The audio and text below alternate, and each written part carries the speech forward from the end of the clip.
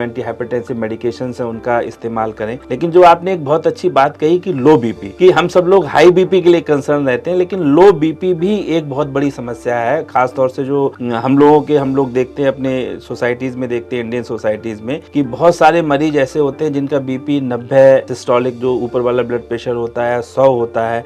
तो जो लो बीपी की समस्या होती है तो वो हमारे समुदाय में क्या है कि ज़्यादातर समय गर्मी होती है, और गर्मी के समय जो पसीना वगैरह के माध्यम से डिहाइड्रेशन बहुत ज़्यादा हो जाता है, तो कुछ लोगों को लो बीपी की समस्या हो जाती है। लो बीपी का जो सबसे इम्पॉर्टेंट लक्षण है, महत्वपूर्ण लक्षण है, वो है चक्कर आना, कि चक्कर आ रहा है, कुछ लोगों के लिए घूमता हुआ सा दिखाई पड़ता है। तो इस तरीके की अगर समस्या आ रही तो ऐसे लोग जब अपना इनको ब्लड प्रेशर जरूर नपाना चाहिए।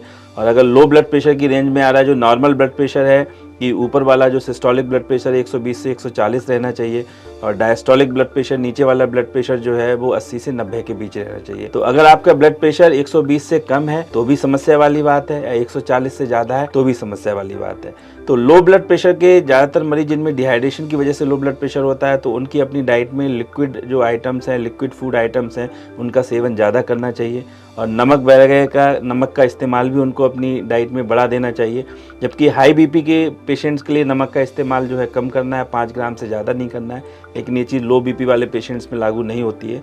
अच्छा, दूसरा लो बीपी का सबसे महत्वपूर्ण कारण है कार्डियोमायोपैथी, जिसमें कि हार्ट की मांसपेशियां कार्य करना जो है वो कम कर देती हैं, कमज़ोर हो जाती हैं, जिसको कि हम इकोकार्डियोग्राफी एक जांच होती है उसके माध्यम से पकड़ते हैं कि नॉर्मल हार्ट की पंपिंग जो है 50-55% से ऊपर होनी चाहिए, जिसको इजेक्शन फ्रैक्शन हम लोग कहते हैं।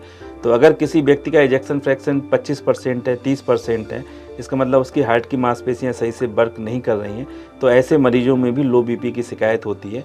तो ऐसे व्यक्तियों को भी अपने कार्डियोलॉजिस्ट या चिकित्सक से मिलना चाहिए, और प्रॉपर जांच कराने के बाद जो उसका उचित इलाज है वो लेना चाहिए। सर, ये टॉक शो जो कि हमारे व्यूअर्स को एक बहुत ही खास संदेश देता है, आपने हर एक अपने सवाल के जवाब में हर एक मैसेज के साथ आपने बातों को समझाया है। तो जाते जाते सर आप हमारे व्यूअर्स को क्या कहना चाहेंगे?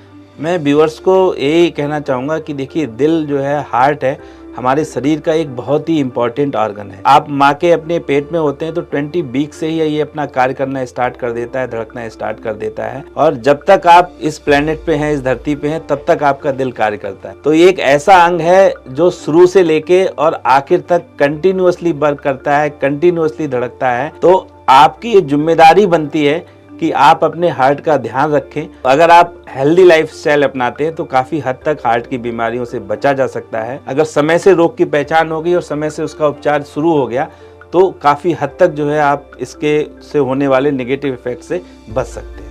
Thank you so much for being with us sir. और व्यूअर्स को कहना चाहेंगे, एक ऐसा साथी जो कि आपका मतलब शुरुआत से लेकर एंड तक रहता है, तो उसका भी साथ आप दीजिए। एंड बहुत अच्छा लगा सर आपसे बातचीतें करके, इतनी सारी इंफॉर्मेशन लेके। Thank you so much for watching this video guys.